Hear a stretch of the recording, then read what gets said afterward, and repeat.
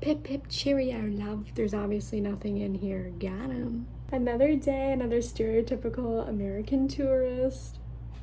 I am going to talk about my favorite English entertainment today because while you're seeing this, if you see it within a couple days, I am in the United Kingdom, which I'm so excited about. I've never been.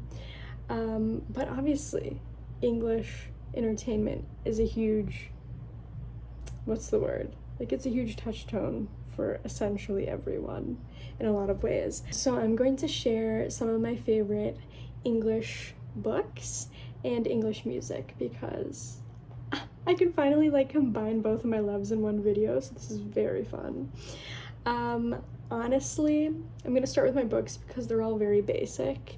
I am sure I read more obscure writers, but I honestly don't know how to figure it out without manually searching one by one where each of the authors I've ever read from is from, and honestly I just don't have time. So I'm sorry I don't have any lesser known writers to talk about. I'm sure I've read more, but obviously on a quick glance I only have the main British authors you think of when you think of British authors. So sorry, nothing's new here, but I do have more variety in my music. Some very basic and popular and others more obscure. So thank you for letting me talk about all my favorite things in a different type of category, even if you've heard about them a billion times. So I appreciate it. Thanks for humoring me. I'm sorry my book taste is stereotypical, but I'm sure I read more. I just ain't nobody got time for that, you know? The meme, you know? This is in no particular order at all. So the first one I don't have, I wrote it down, but I don't have a physical copy for, but I took an entire seminar in college on C.S. Lewis. He is huge for me. I would say easily my favorite C.S. Lewis works are the Narnia series. I've read the entire series. I reread most of them in that course, and I feel like it's a big piece of why I love fantasy so much, why I love spiritual allegory and metaphor so much, which is why I have the 21 Pilots podcast I have now. And I love C.S. Lewis's nonfiction as well. I've read Mere Christianity, I've read The Great Divorce, I've read a lot on The Four Loves. We touched a ton of his work. It was very impressive how much we touched on in one semester. So I feel like I've read most of his works by now, and also in my free time. I loved the Screw Tape Letters, which is from the perspective of the devil and his minions, in the way that spiritual warfare works with the devil to ruin relationships and dynamics between people. Very eerie because personally I felt like it was spot on. So if you're not so much into fiction, he has a ton of nonfiction as well, but obviously his entire work is basically underlined by the fact that he is a Christian. So it is by and large very much Christian centric writing. His nonfiction is very dense as well, so you have to be willing to take it really slow and give yourself a lot of patience as you power through his prose. I did just DNF The Weight of Glory because it was just not my cup of tea, no pun intended. He also has a science fiction trilogy. I forget what the name of the trilogy is called, but we read books 1 and 2 in the class. I never read the third one. Honestly, I didn't care for it. I feel like it's the type of otherworldly science fiction that I don't really connect with, I guess. It was very other planet centric, and I don't know, anything with aliens, outer space, that's just does not capture my interest at all. But if you love sci-fi, you might actually really like that trilogy, and I feel like it's a lot lesser known than his other works. But anyway, circling back, I feel like that was a long tangent about all of his work, but very prolific man, and I would say my favorite Narnia book is probably, obviously, Lion, the Witch, and the Wardrobe is very iconic, and I do like the spiritual allegories in that one. I feel like I've dove in more deeper into a lot of scripture since the last time I reread all of them, so it would be interesting to reread them again, because I'm sure there's like additional scripture ties that I didn't catch before. But I would say, just comparing to scripture, I really like The Magician's Nephew. There's a lot of cool scriptural parallels in that one, and I feel like it's a very intriguing and immersive fantasy vibe that I really appreciate. So that's actually a really fascinating one for me to read that I appreciated. I also do enjoy Voyage of the Dawn Treader. I like how there's also letters in that one that Eustace, our protagonist, is writing, and I like some of the ways that we see scripture through Eustace and his dynamic with Narnia and also Aslan. I think there's a lot of cool stuff there as well. The next one is, what do you think?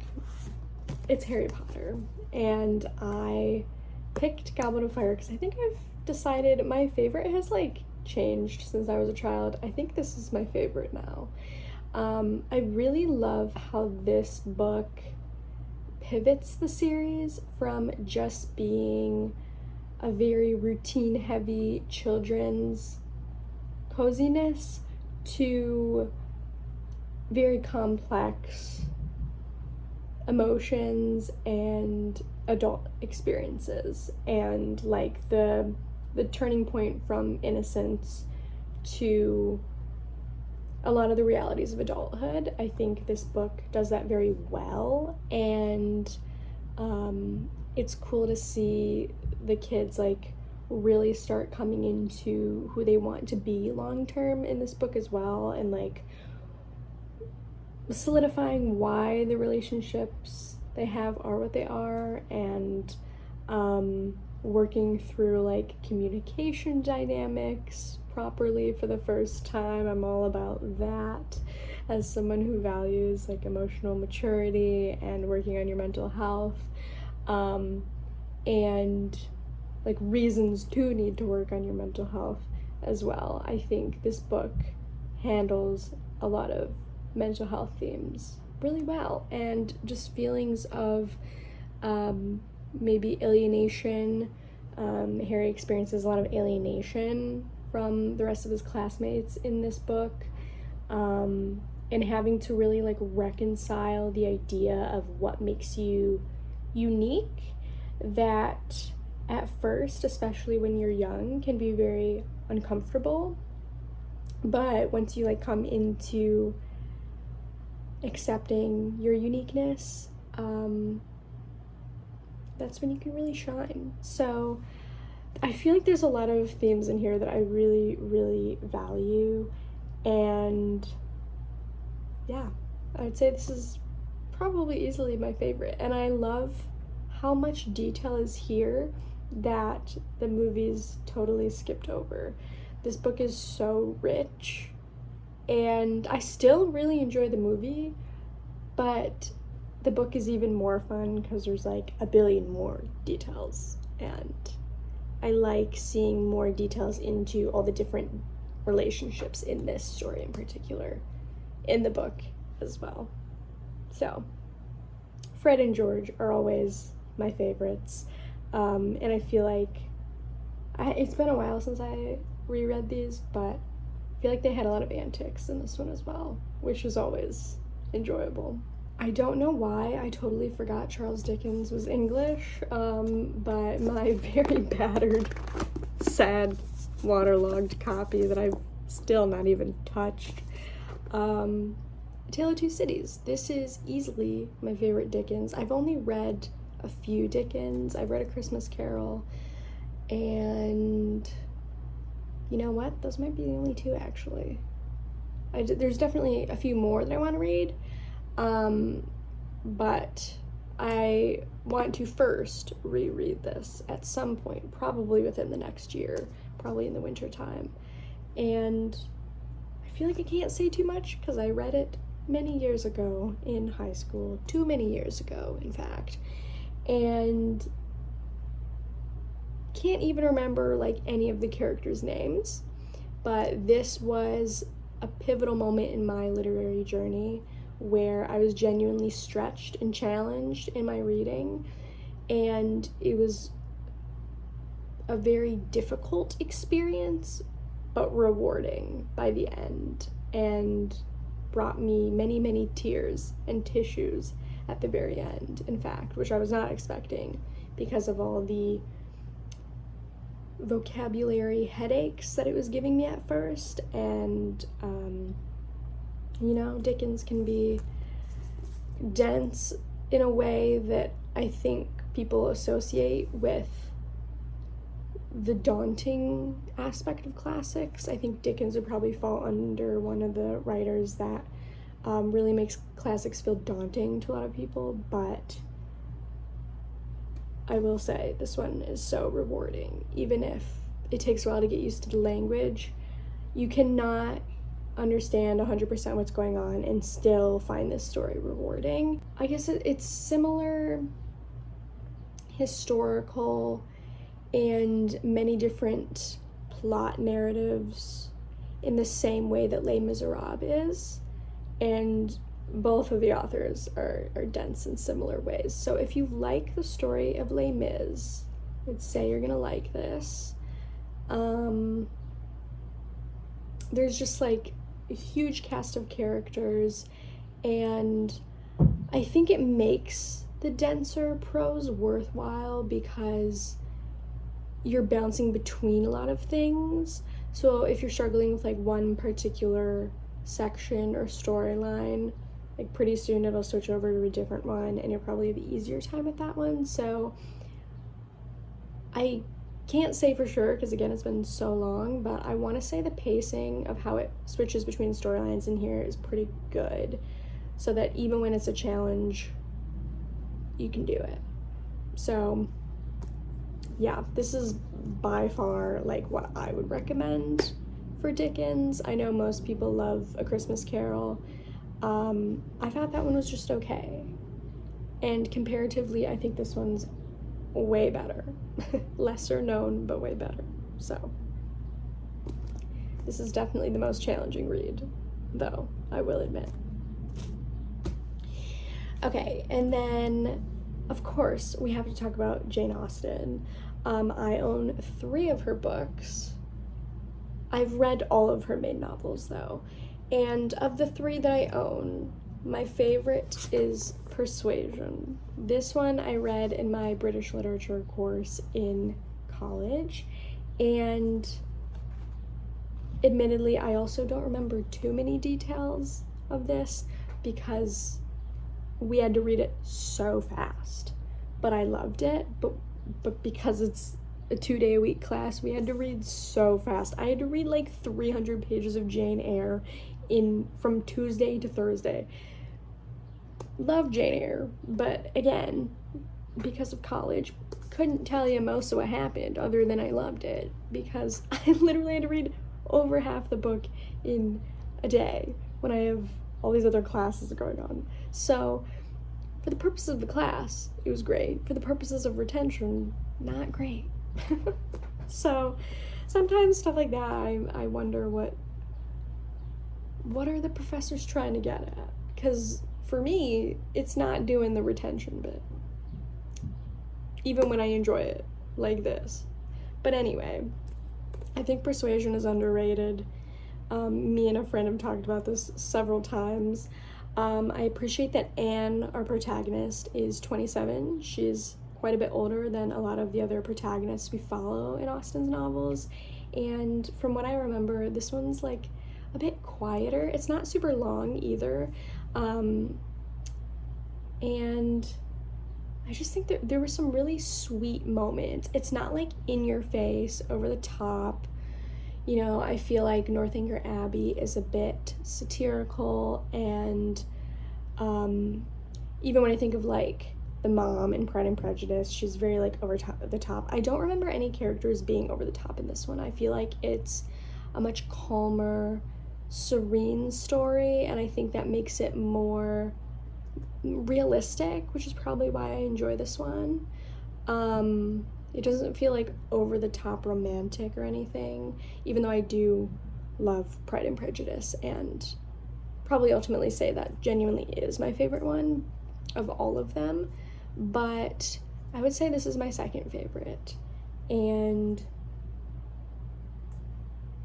I think it's underrated. She always has moments in all of her books where she surprises me with some sassy remarks.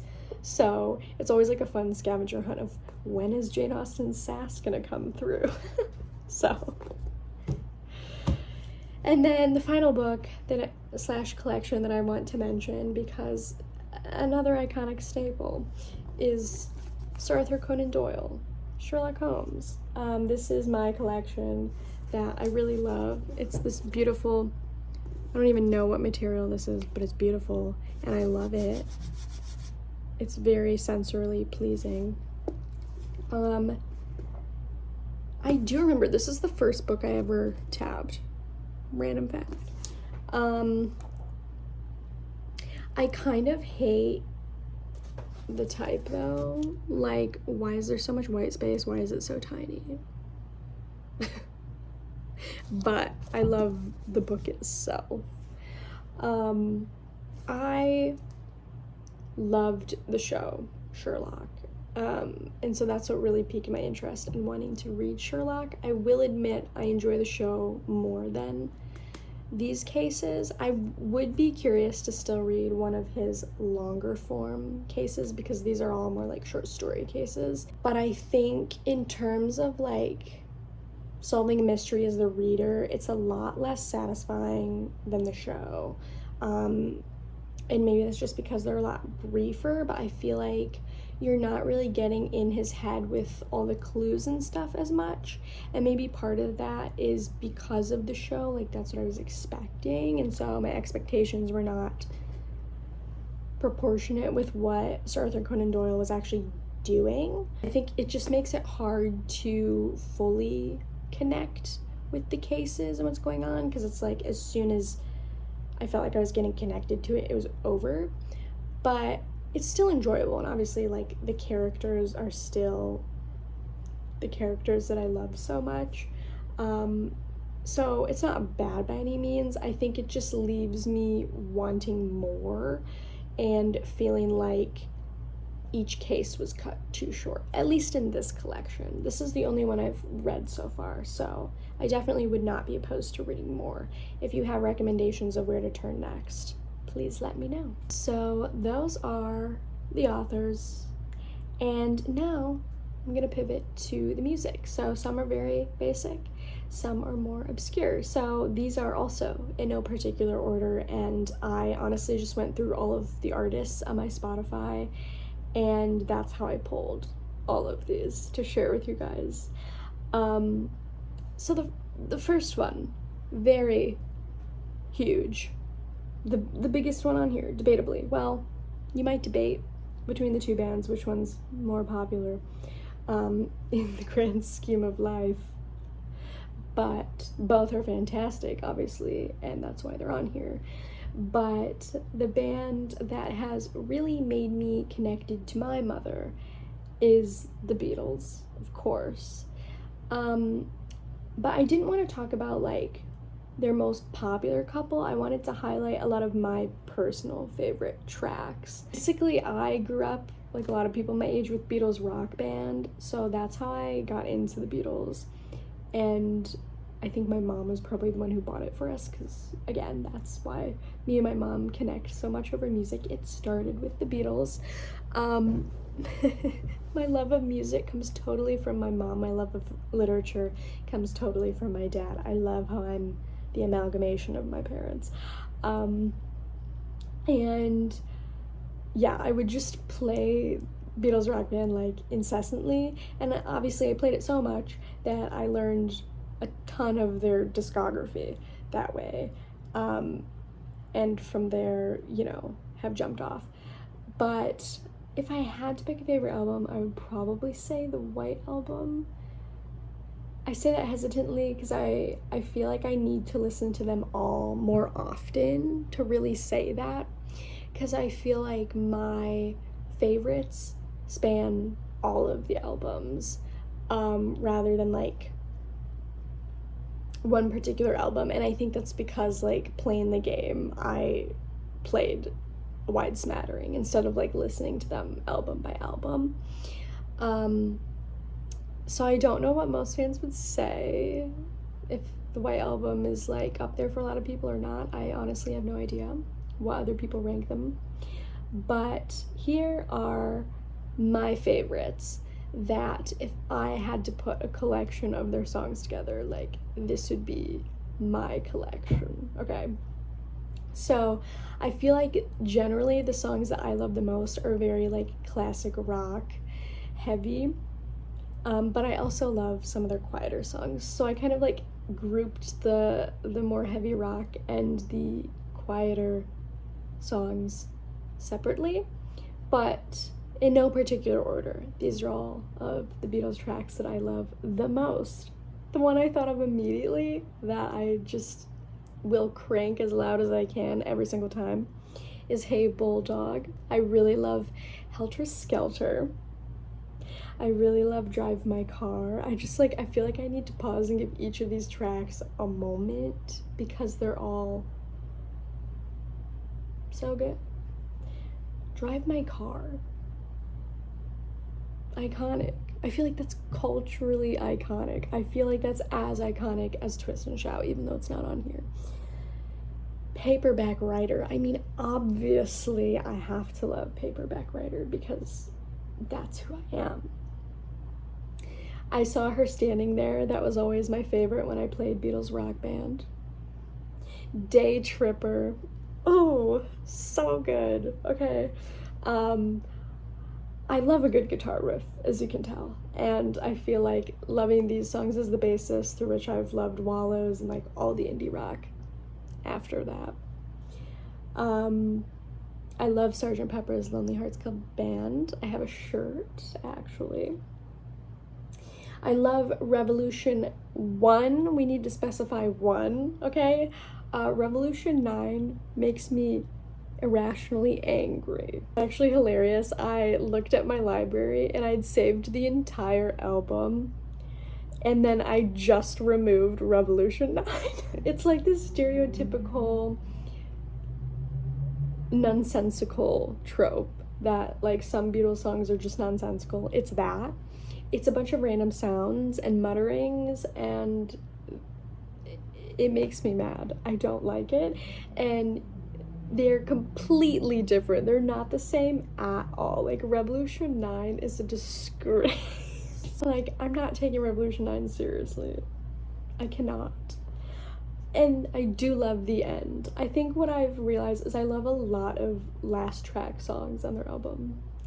And then for the calmer tracks that I really love, of course I love Blackbird. I feel like you have to love Blackbird. But I really love Golden Slumbers, which I think I really got into because of Dodie's cover. Of course, I'm gonna mention her pretty soon. Let It Be is so iconic, and it's one of those songs that is so applicable at so many times for so many reasons. I love I Will, and I love in Billie Eilish's Carpool Karaoke, she covered I Will, and it was so beautiful. So you should listen to that as well. And I love Yesterday. How can you not? Here Comes the Sun is obviously iconic. I mean, I love all the iconic ones as well, but I figured everyone's heard of those, so I was going to mention some different ones. Moving on. Okay. Let's talk about my favorite album of all time by, honestly, until this video, didn't realize that Coldplay is British based. Which is embarrassing because they made my favorite album of all time. And I couldn't even tell you their country of origin. But it's the one physical piece of music I have here that I'm going to share with you.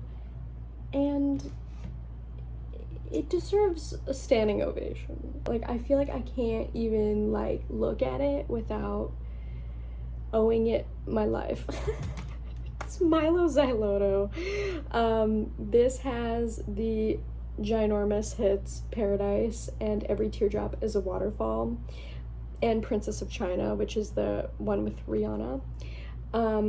But those songs are even better in the context of this album. Also, it's beautiful. It's beautiful. And this entire, like, you have to listen to it all together, though. Even if you know or feel those singles are overplayed, like, they still hit different in the context of the entire album.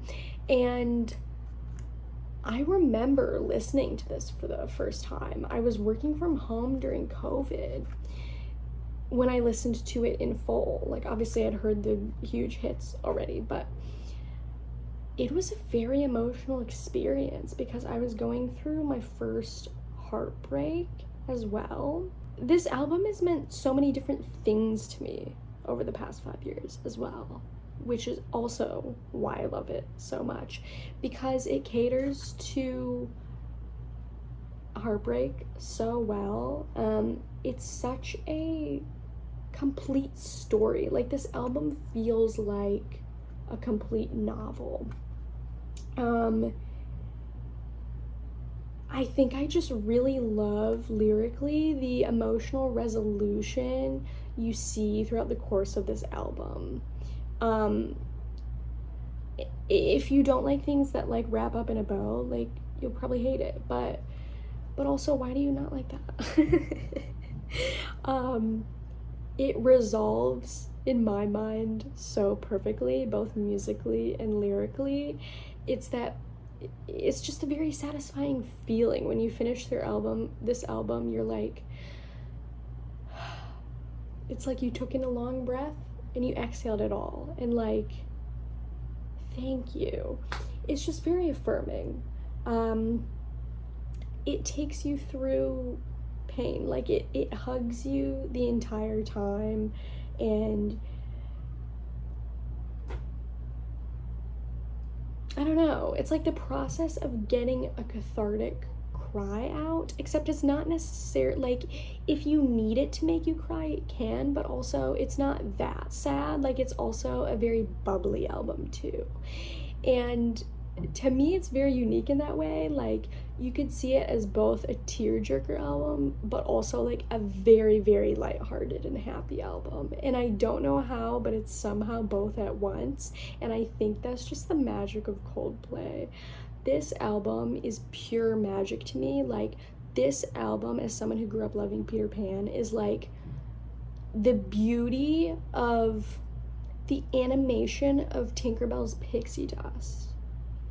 Like, that's how sparkly and pretty this album is, and listening to this and putting it in your eardrums, it's so pretty. And if I need to remember how beautiful life is and how to, like, romanticize my life again in, like, a good way, not in, like, a disconnected from reality way, this is gonna do it. This is gonna do it. It's an album that breaks you and builds you. It's an album that makes you feel the most alive you've ever felt. It's an album that makes me feel like I can accomplish all of my dreams. And it's an album that has accompanied me as I accomplish dreams, and will probably accompany me as I accomplish a dream of doing the Harry Potter studio tour in the UK next week, / when you see this. So this soundtrack, this is the soundtrack to my life. Like, this is my heart in an album. Like, this is what it sounds like, and period. Like, I don't just feel like I'm sharing my favorite album with you, I feel like I'm sharing who I am as a person, and that's kind of scary, because it's this album. That's me. This is what I look like. I'm so glad this woman is rising and rising in popularity because she deserves it so much. She has been a star. Her vocals have been slaying since day one.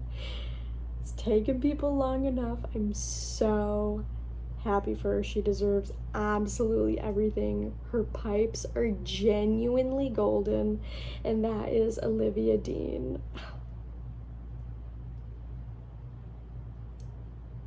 She's iconic. My favorite songs of hers were some of her first songs because I listened to them like over and over the most. I love The Hardest Part. She came out swinging and it was a quadruple home run. It was the best improv ever. If it was jazz, it's a hole in one. Like, it's a slam dunk. It's all of the things. Okay. Reason to Stay. Oh wait, I totally meant Reason to Stay. But the hardest part is so good, and the acoustic version is so good, and it's such a relevant song to like everyone at different points in their life.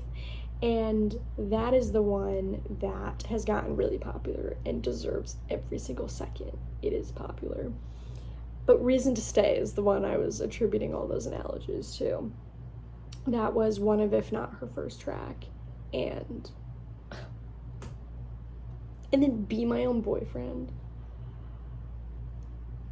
She's an icon. She's so empowering.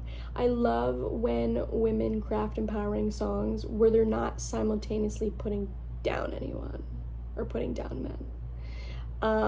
I think Olivia's great at that. I think Sigrid is great at that as well. Empower people, and it doesn't have to be built on disempowering anyone. This is like, for me, they're not literally, but for me, it's a one-track wonder, but a song that I go back to every single summer, unapologetically, and will be listening to it this week as well. I'll be listening to all of these because I just made a playlist of all of them as well. But The Big Moon is a group, an indie rock group, and their track, Your Light, has been a bop for me for multiple years now. I have not gotten sick of it. I keep meaning to get into more of their music, and I keep forgetting. But Your Light is one of those amazing tracks that is not spiritual in intention, but it totally is. It's totally a prayer, and I think that's cool. It's also just a summer vibe, an anthem, and it's that feeling of we're gonna be okay. Okay, so who do you think's more famous, the Beatles or One Direction? Because that's gonna be an argument for the rest of time, I'm pretty sure. Both incredible. Obviously, they're not fully British. Don't get it twisted. I love my Irishman, Niall Horan. Okay, the Irish are my favorite, so don't get it twisted. But the majority of One Direction is British. So wanted to highlight them because how can you not? If I see anything related to One Direction next week, I will be so content.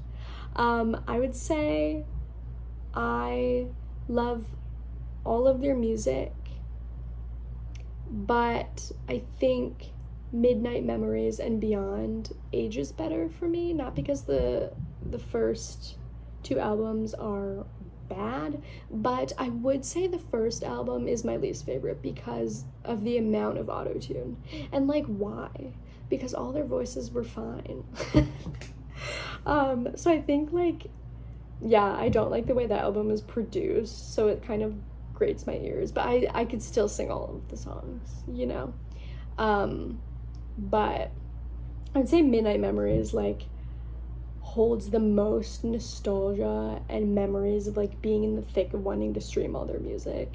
And like I supported breaking the record for most times a music video was streamed in like one day, I think, with Best Song Ever. So I was part of that record. You're welcome. Obviously, I also will honestly be thinking of Liam a lot probably when I'm in the UK as well. And just want to give a shout out to his song Remember. Liam's death, like so many other people's, rocked my world last year, and yeah, they were my teenagehood, and so many people's, and it's a bummer that Liam won't ever see like the full extent of how much he mattered to people. But at the same time, like, I think that's technically true of everyone. You'll never entirely know how much people care. And that also means you're more loved than you'll ever understand, which is also cool. But I do want to highlight, I more consistently listen to both Harry and Louis. I think I've primarily gotten into Louis a lot more since Liam's passing, honestly. I don't know why I wasn't before. I just like didn't check it out.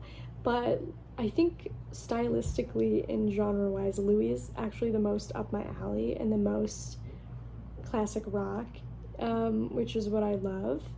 And so my favorite album of his is Faith in the Future. I was playing that a ton in the fall and the winter, and honestly, I miss playing his music, so I'm probably gonna listen to it a ton as well. I just think Louis has the sweetest spirit, and it was so heartbreaking to read his emotional processing with Liam's passing, and I was just thinking of him a ton because I'm sure he was, out of the guys, I'm assuming he was talking to Liam the most frequently, and I know he's specifically experienced so much loss already, and then also Liam now, that he was in my prayers a lot for sure. So yeah, go stream his music if you haven't. I think he does a really good job of navigating relational thoughts while also like processing mental health in the midst of that. And I think that's also why I love his music, because that's how I process through things too, is like very mental health heavy while emotions heavy at the same time. And I think I just relate to Louis a lot, honestly, and I feel like if I ever met him, I feel like we could just get into a chat for a really long time. I love him so much. He's such a, I feel like he's such a cheerleader and an encourager, and is also not afraid to be like a smart ass. And I love him for that. He's such a goofster. Love him. And then I love Harry's music. I love all of his albums. Harry has made fantastic albums, but I do think where he really shines as himself the most, I see that the most in his album Harry's House. I think he captured all the best bits of who he is on that album, all of his best musical moments up until that point, and his most genuine lyrics he'd ever written, while also being a little nonsensical in a way that is very Harry compared to the other guys. I think that's his unique flair of like, he just loves words and like rhythm and putting it all together, and I feel like you see his love for musical craft shine the most on that album. But genuinely, there's not a wrong corner you can take with Harry's albums. I love every single one of them. I think he deserves to be as iconic as he is, because despite their fame, they all have very distinctive and genuine personalities, and I think that's so cool. And Zayn, of course, is awesome too. I really enjoyed watching his interview with Zach Sang that he did like a year or so ago. It was so wholesome, like hearing him talk about his hobbies, and in his music as well. I honestly don't really listen to his music, but it's so fun to hear from him as well. And he's so emotionally aware and has processed so much of his life, and it's cool to see like the mental growth in all of them. From, obviously they're not teens anymore, but like I'm sure they just had so much to process after One Direction, and I think they've all done that in their own ways, and they've done it really well. And I feel like they're all, you know, they've reached a point where they're very self-aware and they're very grounded in like accepting their story, and that's just really cool to see. And then of course I have to talk about Dodie. I also love Dodie's entire discography. There's not a single song I would not recommend. Dodie is so good at touching a breadth of mental health topics. She's covered anxiety, she's covered depression, she's covered derealization because she struggles with that personally. She's covered trauma. She's covered really like tumultuous friendships and relationships, like attachment styles in different ways.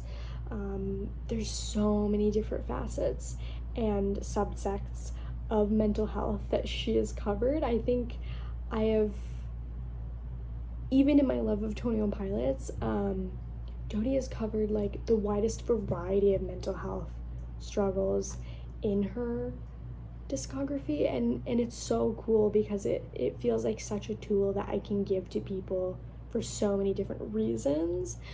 And I think what I connect to the most with Dodie's music is that she's very emotionally aware and expressive of the ways that people make her feel emotionally, or how she emotionally responds to things. And I love to tap into understanding my emotions as well. And so it's really cool to see her verbally processing the way that she emotes and discovering, oh, that resonates with me too. And I'm also a verbal processor. I really appreciate that. And I said this when I spoke on her most recent single in a previous video, but I really appreciate our relationship as a fan and an artist, because she's like 1 or 2 years older than me, and it feels like she's coaching me on like what's about to happen in my life in some ways, because we do emotionally process so similarly. And so her music is very special to me in that way. I feel like she's that person one step above me who's always like reflecting so that I can learn from her reflections. And it's such a privilege and such a joy to have her reflections as a soundtrack to my life as I go through all kinds of things. Her debut album that I love so much is Build a Problem, which is actually what this shirt was for. I feel like it's a bit worn now, but the back, if you can see, it says Build a Problem, and it has a picture of her in an empty pool. I love how distinctive her vision for music aesthetics are as well. And I'm very excited for her new music soon, whenever it comes out. Every single time something of hers has come out, I'm pretty sure it's been like emotionally timely for me somehow. And so in a way, she's also just like a coping mechanism for me. But the other thing that I really love about Dodie that I will say builds into Build a Problem is she loves classical music. She plays the clarinet. She can play the ukulele, which she's played for a very long time on her YouTube channel as well. And yeah, I love how she has such heavy orchestral backing to her music. I feel like that's still so rare for a lot of people. And so I don't know if a lot of people just like don't care to use more orchestral music, or I'm just like completely not in the right corner to be finding that music. That could also be true. Or maybe it's just like it takes more resources and more energy to like find ways to like, you know, get those instruments or those musicians who play them involved in what you're doing. I don't know. But in my scope of music, I really love the way she shines in that way. And I saw her in concert once, actually, a couple years ago, and aside from 21 Pilots, it was like one of the most memorable concerts I've ever been to, because again, like, her emotional awareness and expression just shines through, and it was such a space to feel like every emotion under the sun and like allow you as the fan to like, hey, we're here to have fun, but we're also here to express sadness and anger and all these emotions if we need to. And she like led us through that emotionally in a very awesome way and genuine way. And the coolest part is you can tell they all just genuinely love performing music for people, and like that's why they do it. They're not in it for like money or anything. Like, it's just so very evident that they're just having fun and not even necessarily like needing to perform for others, but like the fun that they were all having on stage was just like exuding in a way that I'd never felt so viscerally from another artist. So it was just a really cool experience in that way. And then kind of springboarding off Dodie, one of her friends, Martin Luke Brown, is also fantastic. I love his album Damn, Look at the View. He's also very good at emotionally expressing if you need like the male version of that.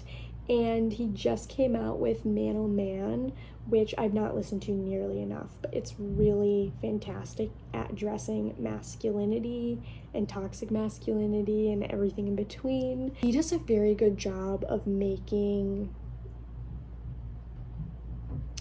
thoughtful and nostalgic music, and music that feels kind of magical in a similar way to Coldplay, where he's really like honoring and capturing moments in time. And I just think, yeah, Dodie and Martin are both very self-aware, and it's really cool as a listener because they're not just like rehashing things people have sung about forever and ever, but they're like specifically attuned to what they're going through that other people might need to hear about. That's not talked about enough. I just think it's really cool. And then the final artist I wanted to touch on, who I love so much, is Hattie Whitehead. Oh my gosh, she's probably the least known on this entire list. And Hattie does like singer-songwriter, folky, acoustic vibes, and sometimes it's just her on the guitar, I know, like in live performances. Hattie's vocals are gorgeous as well, and she has done so much with her music to tackle family and family grief. Specifically, her song Ups and Downs is something I recommend to every single person that ever tells me they've lost someone. That is the song I immediately give to people. Her context is her family lost their mom. She lost her mom. I don't know how long ago now, but so much of her music grows out of grief and the process of grief. It's so refreshing to not just have someone touch on grief, but the reality that it's not just like a one and done process, but it's something that you like continually need to return to. And her music is such a warm hug in that way. It's okay that you need to keep returning to this. It's a part of life now. It's okay. Her Home EP is fantastic. Every single song on it is beautiful. No Man's Land, the song, is also on grief.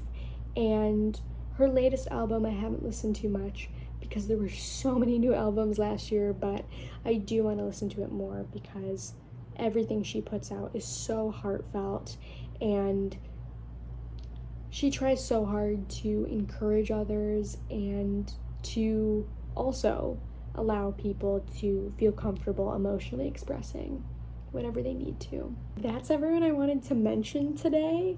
I would love to know, like, which of these do you know? Which of these do you love? Is there anyone you're curious about? Is there anyone else you love who's British and writes books or makes music that you love?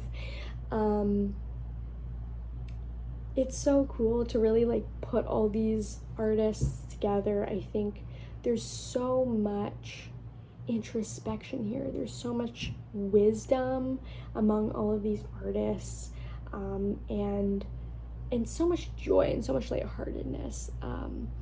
And yeah, I'm excited to really like get to bask in what it means to be British.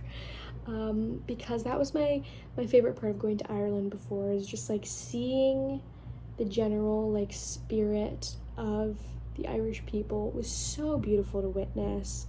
I do genuinely believe that like no matter where you're from, every country cultivates people a bit differently, even if you have very similar cultures.